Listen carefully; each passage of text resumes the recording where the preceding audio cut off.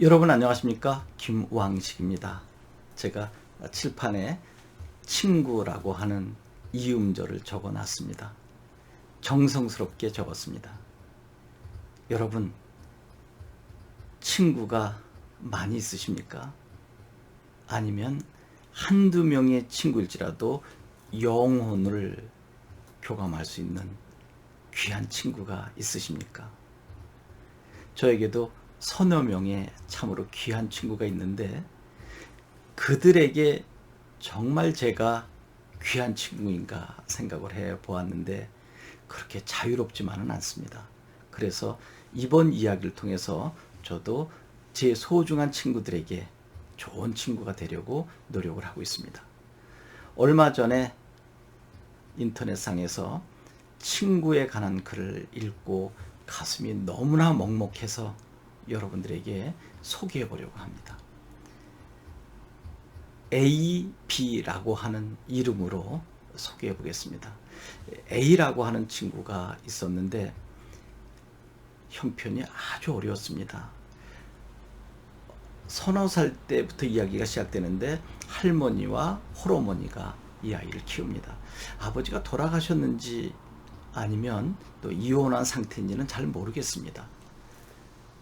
4살쯤 돼서 이 아이의 어머니도 집을 나갔습니다. 나가 버렸다라고 하는 표현이 맞겠죠. 그야말로 문맹자 일자무식인 할머니가 이 A라고 하는 아이를 4살 때부터 키웁니다. 하루하루 근근히 먹고 살 수밖에 없는 가난한 형편이었습니다.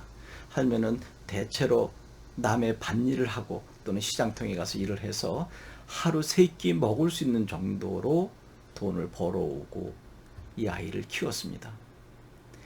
그렇게 조금 자라서 초등학교쯤 들어가니까 학용품이라든지 또 먹는 문제, 입는 문제가 아주 심각한 문제로 발생이 됐는데 다행히 옆집에 사는 B라고 하는 좋은 친구가 있었습니다.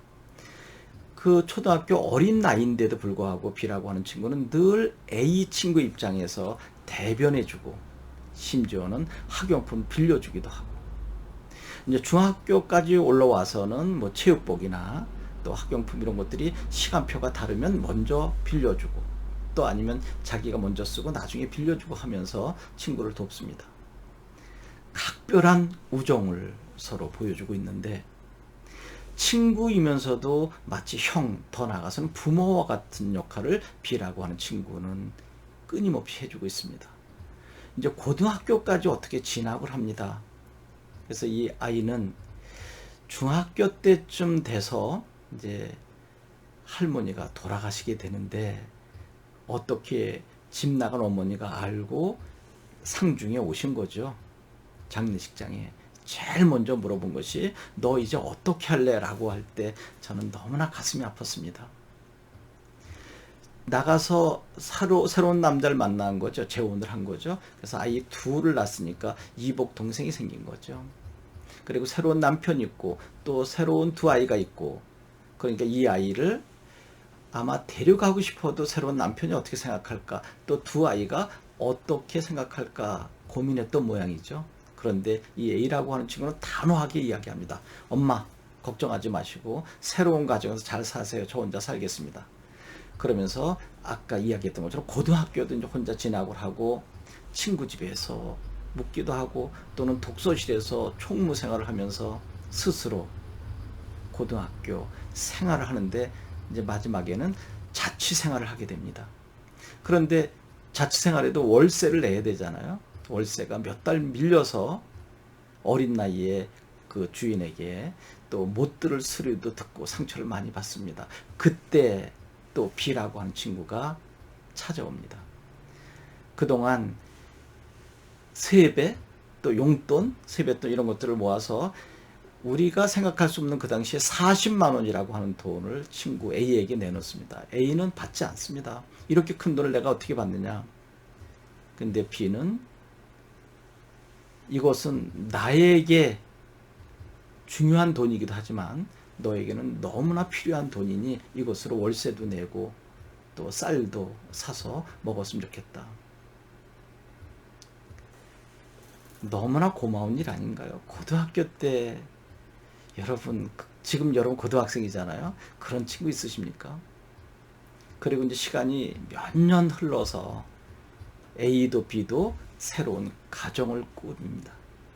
그래서 거기에 자녀도 낳고 넉넉하진 않지만 그래도 열심히 하루하루 살아갑니다. 두 가족이 어렸을 때 그 우정을 또 결혼해서도 지켜나갑니다.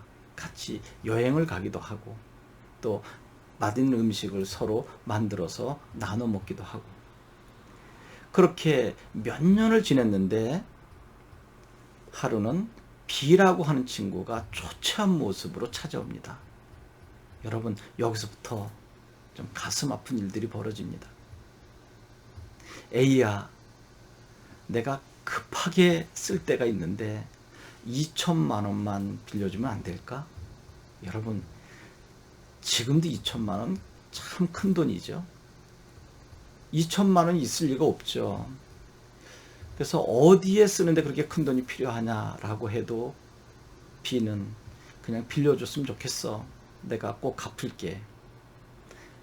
돈이 없지만 알겠다. 내가 며칠 내로 해주겠다라고 하고 아내와 위논합니다. 아내도 B라고 하는 친구가 남편 A를 잘 돌봐서 여기까지 올 수 있게 도왔기 때문에 흔쾌히 허락을 하고 이제 2천만 원을 모으기 시작합니다. 융자를 내기도 하고 또 다른 사람이 빌리기도 하고 심지어는 급전을 빌리기도 하고 해서 2천만 원을 보내줍니다. 그런데 여러분, 이걸 반전이라고 해야 할까요? 그렇게 20, 30년 동안 믿고 함께 했었던 형제와 같았던 친구가 연락이 두절됐습니다. 여러분, 어떤 생각이 들었습니까? 이제까지 해온 것은 저 큰 돈을 떼먹기 위해서 잘해준 것 아닌가라는 생각이 혹 들기도 하죠. 그런데 A라고 하는 친구는 절대로 그렇게 생각하지 않습니다.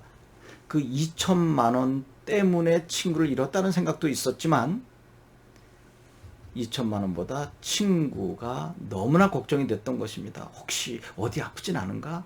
아니면 큰 사고가 난 것은 아닌가? 또 어떤 빚쟁이들에게 빚을 져서 여기저기 끌려다니는 것은 아닌가? 5년 동안 연락이 없습니다.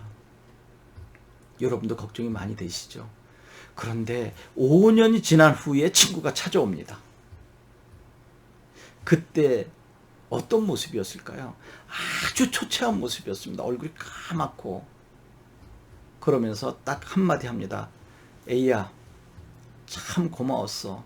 내가 5년 동안 나타나지 않아서 정말 걱정 많았지? 통장에 내가 너에게 빌린 돈을 넣었으니까 이제 찾아 써라. 그 돈 나한테 갚지 않아도 된다. 내가 다 갚았다. 그 돈을 너가 써라 라고 해도 아니다.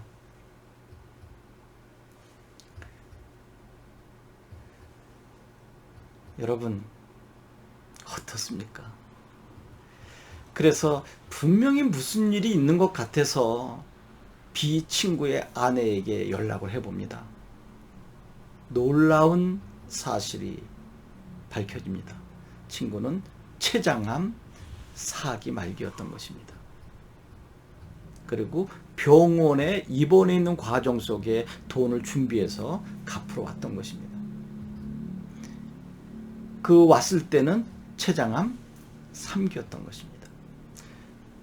투병 생활 중에도 막노동을 하면서 친구의 돈을 갚기 위해서, 그런데 거기에 3천만 원이 통장에 들어있었던 것이죠. 1,000만 원의 이자를 준 겁니다. 있을 수 없는 일 아닙니까? 그래서 절대로 안 된다라고 1,000만 원을 돌려줘도 받지 않는 거죠. 친구도 또 친구의 아내도. 그리고 병원에 이제 가게 됩니다. 갔더니 친구가 이제 힘없는 모습으로 이제 3개월밖에 시한부 인생이 이제 살 수밖에 없으니까요.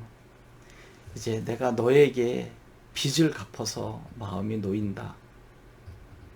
내가 저쪽 세상 가더라도 이제 너에게 빚진 게 없으니까 내가 당당할 수 있어 라고 하면서 눈물 흘리는데 이 친구는, A 친구는 차마 볼 수가 없던 것이죠.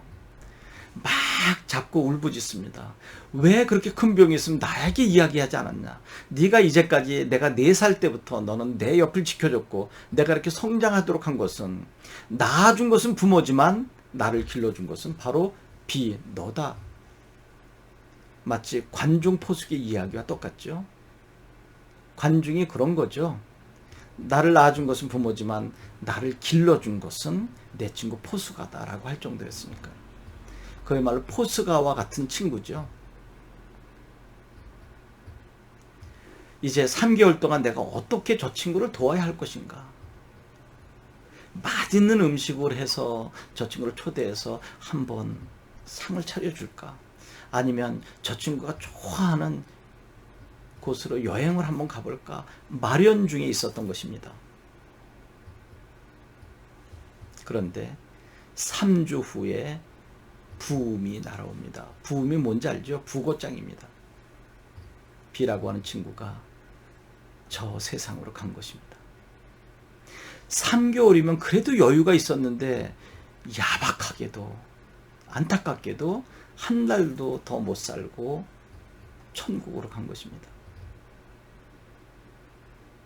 이제 병상에 있을 때, 문병 갔을 때 B라고 하는 친구 이야기에 계속 맴도는 거죠. 이제 너에게 피 다 갚았다. 내가 저승에 가더라도 이제 떳떳하고 당당할 수 있어 라고 하는 이야기. 2박 3일 상주로서 밤을 새면서 친구를 지켜줍니다. 그리고 무명으로, 이름을 쓰지 않고 4천만 원이라고 하는 큰 돈을 조의금, 부의금으로 내놓습니다. 만약에 거기 친구 A라고 쓰면 정직한, 그리고 꼿꼿한 B의 아내가 받지 않을 것이기 때문에. 여기까지 이야기였습니다.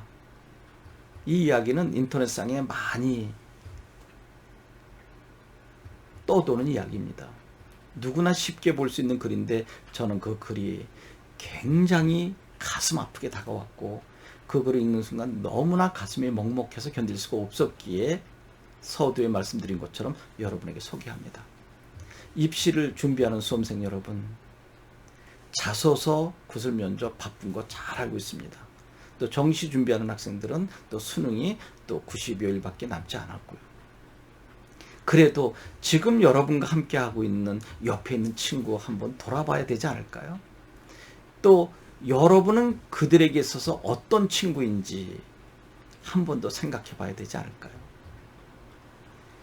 이 영상을 부모님께서도 보실 수 있으십니다. 이제까지 부모님 몇 명의 친구를 두셨습니까? 제가 소개한 A와 B의 관계의 친구가 몇 명이나 됩니까? 저는 오늘 이 순간부터 제가 소중하게 여기는 몇몇 친구에게 B처럼 A처럼 가슴으로, 영혼으로 대하는 친구가 되려고 노력합니다. 이 시간은 어떻게 보면 입시생들에게 쉬어가는 페이지입니다. 공부를 잘해서 여러분이 원하는 교대, 사대 가서 교직을 수행하는 것 매우 중요하지만 그것보다 더 중요한 것은 인성적인 측면이겠죠.